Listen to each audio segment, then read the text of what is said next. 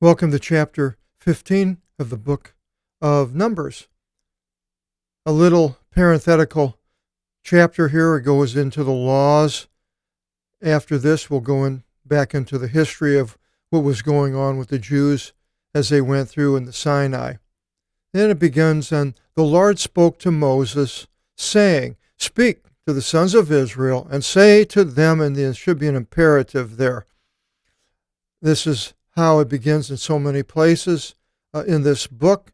The Lord spoke to Moses, saying, and then the sentence in the imperative of what to say, and then, or to say, talk to them, and then whatever it was. And so now we're going to go through the sacrifices that we went through earlier. It's a, well, I don't know what you'd call it, a repeat of basically what was already been drawn out, but it is what it is.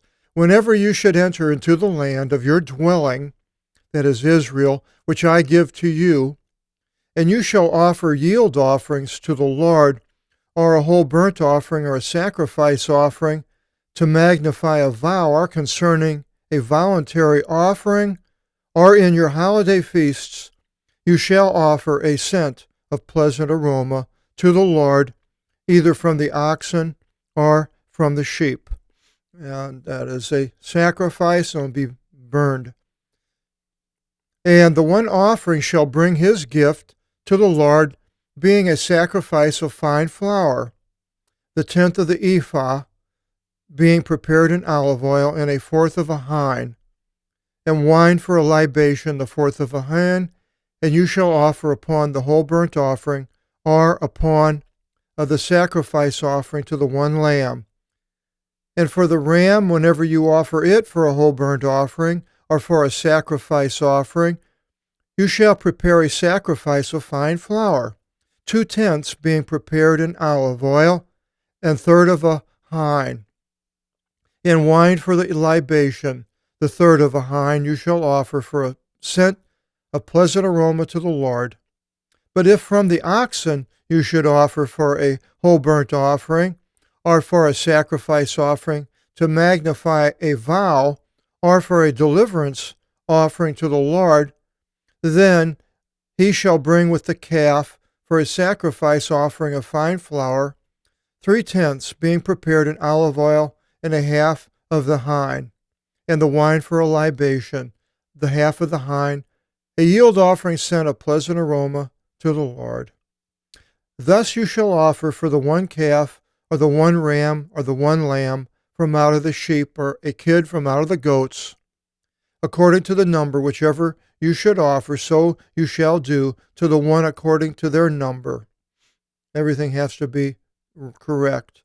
Then every native born thus shall offer thus, so as to bring yield offerings for a scent of pleasant aroma to the Lord.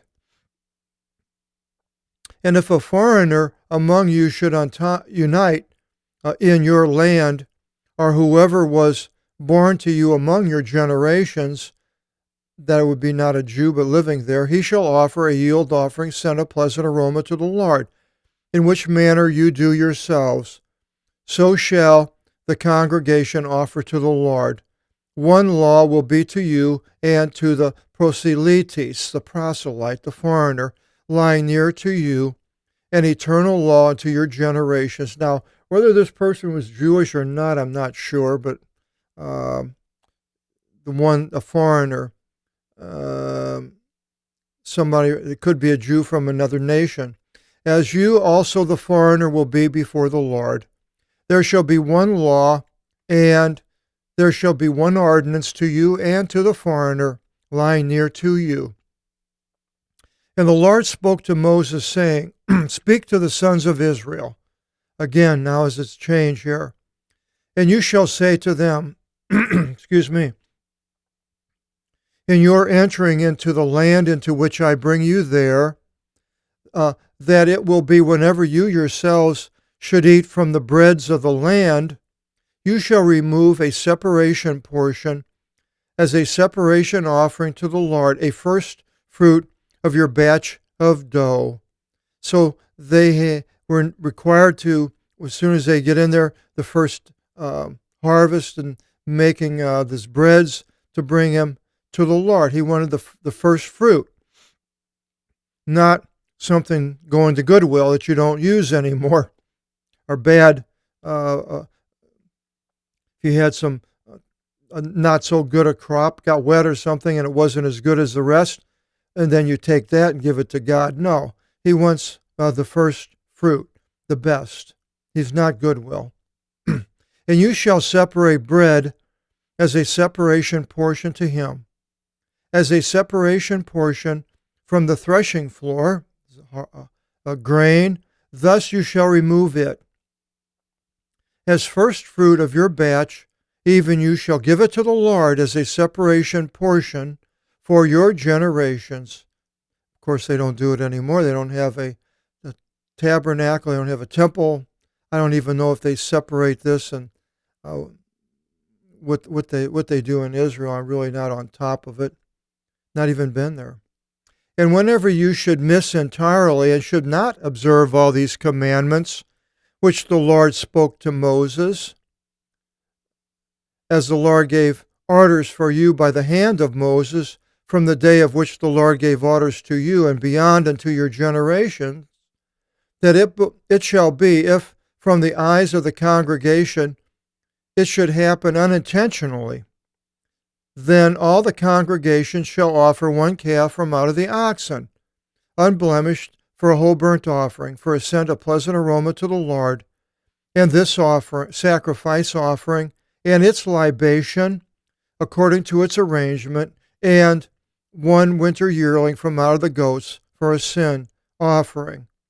So this is for an unintentional sin. And thus the priest shall make atonement, an appeasement. Basically, it's not getting rid of that sin. You've sinned, but it was unintentional, and bringing this is sort of a way of making it up, that you are going to be sorry and make it up to God. And the person that brings this atonement is the priest. Now, in the New Testament, as we've mentioned before, it's not the priest, but Christ is the atonement, and that's what's acceptable to God. And we can go to him, and he makes the atonement. He is the atonement. So the priest shall make atonement for all the congregation of the sons of Israel, and it shall be forgiven them, for it is unintentional. And they brought their gift, a yield offering to the Lord for their sins, before the Lord for their unintentional sins. And it shall be forgiven to all the congregation of the sons of Israel, and to the foreigner lying near to you, for to all the people it is unintentional. So that's unintentional. And if one soul should sin unintentionally, he shall lead forward one goat of a year old for a sin offering, and the priest shall atone for the soul of the one acting unintentionally and sinning unintentionally before the Lord, to atone for him and to forgive him. To the native inhabitant among the sons of Israel, and to the foreigner lying near to them, there shall be one law to them, whoever should do it unintentionally. Now here's where it changes. I thought it was changed earlier, but now it says, and the soul, whoever shall do a thing by hand through pride, that is, to me, I believe he's talking about intentionally and some sort, carelessness, but he's doing a sin, but it's known, and of the native born or of the foreigners, this one provokes God, and that soul shall be utterly destroyed from out of its people. For the word of the Lord he treated as worthless, and his commandments he effaced. By obliteration that soul shall be obliterated, his sin be on him. So these sacrifices were not for intentional sins. If he did an intentional sin, then basically the person was up to the mercy of God.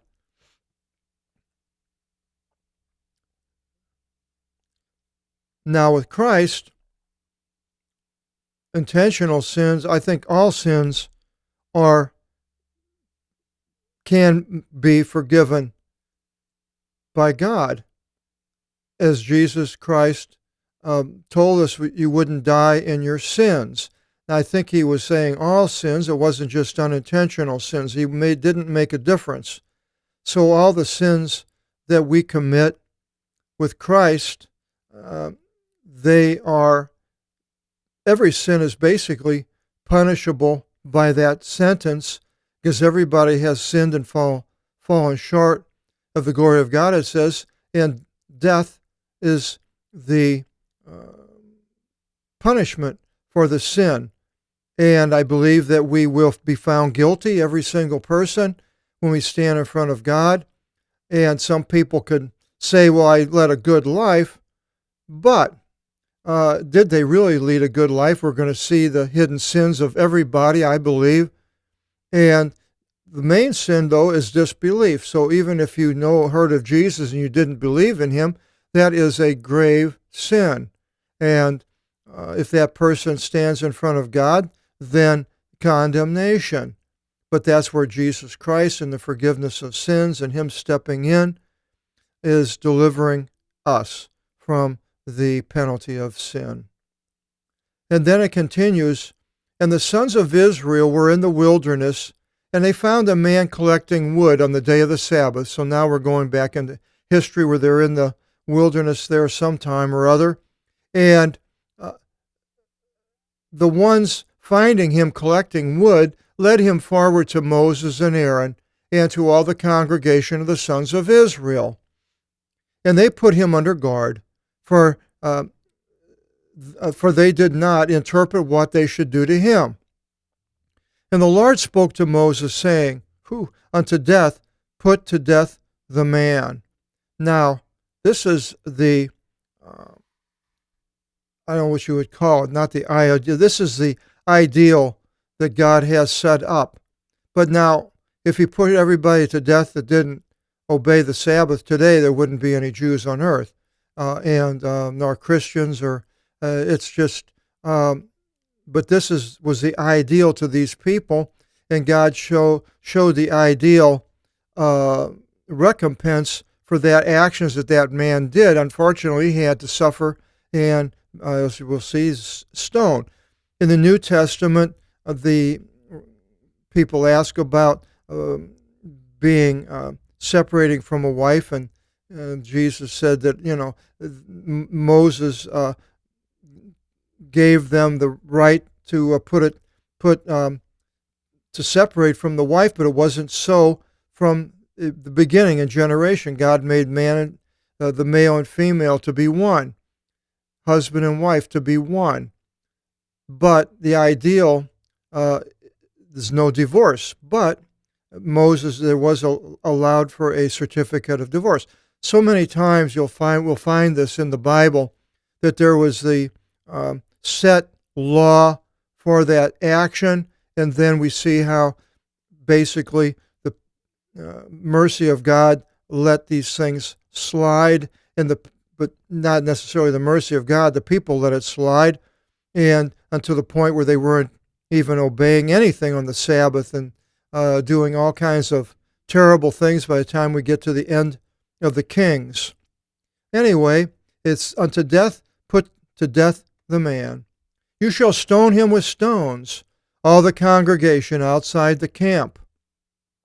And all the congregation led him outside the camp, and they stoned him as the Lord gave orders to Moses. Now it changes again. And the Lord spoke to Moses, saying, again, speak to the sons of Israel, in the imperative, and you shall say to them, even let them make to themselves decorative hems upon the borders of their cloaks throughout their generations. Now, I don't know if the Jews still do that. Maybe some of them do in Israel. And you shall place upon the decorative hems of their borders a yarn of eakinthinon of blue, and it will be to you in the decorative hems, that as you shall see them, then all the commandments of the Lord shall be remembered. Now, I believe it's for that person, not for other people. Maybe it reminds them also. And you shall do them, the commandments, and you shall not turn aside after your own considerations and after your eyes, in which you fornicate after them, so that you should remember, and you should do all my commandments, and you shall be holy to your God. I am the Lord your God, the one leading you from out of the land of Egypt to be your God. I am the Lord your God. Now, the decorative hymns, it's interesting, and we go into the New Testament, the crossbeda, and we see that as like 4 places. There's actually 5, but one's a repetition. And it be Matthew 9:20-21, it says, and behold, a woman hemorrhaging 12 years, having come forward behind, touched the decorative hem of his cloak. For she said in herself, if only I should touch his cloak, I shall be delivered. And then her flow of blood was dried up immediately.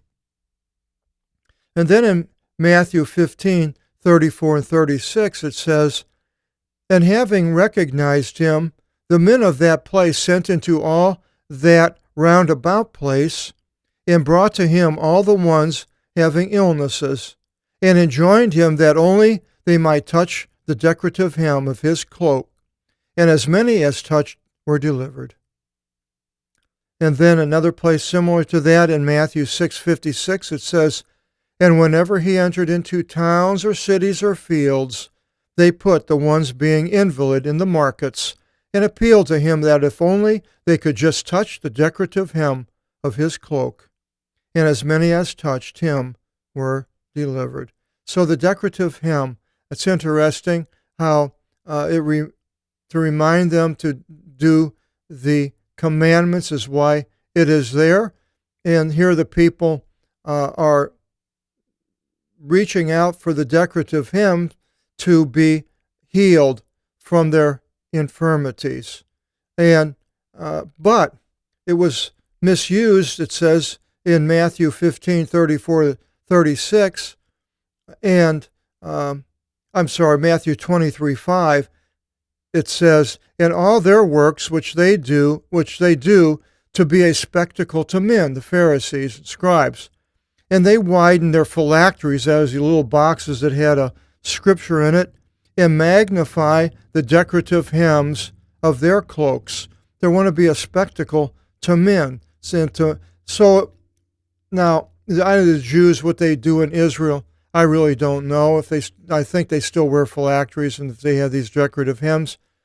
But wearing something to be a spectacle to men of something that was set up for a spiritual use, like the priests had these beautiful robes and inner garments and so forth, and it was all for a purpose. As they went and sacrificed animals, they had to be clean and be separated in a Levitical cleanliness to do all these things in the tabernacle. But now, today, I look and I'm thinking about, how many people, different religious organizations wear these clothes, and what reason are they wearing them? Are they wearing them so when they walk down the street that people will see them? And it goes over different religious denominations, and the clergy, they used to wear these little white collars and the black shirt like I have on, but I just happen to have a black shirt. But they had the little white collar, and the white collar meant that they were in the clergy. And you see them walking down the street.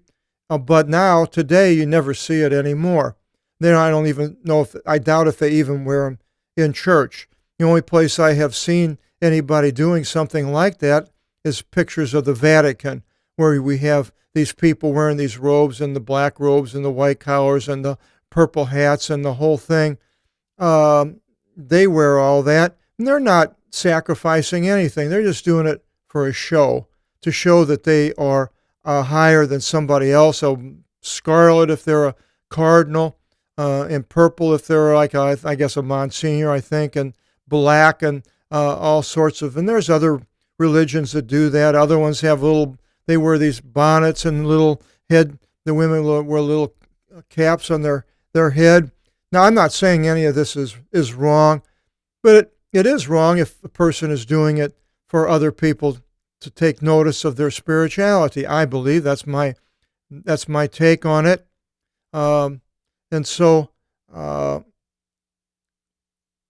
being spiritual by what you're wearing is, unless you're doing it for a purpose for God and He tells you to do it, I wouldn't, but that's my opinion. Now, chapter 16, we go back into a very, very interesting chapter on Korah. He's a cousin of Moses. We'll find out all about the revolt of Korah in chapter 16, and I hope you'll join us in the next seminar. Until then, God bless.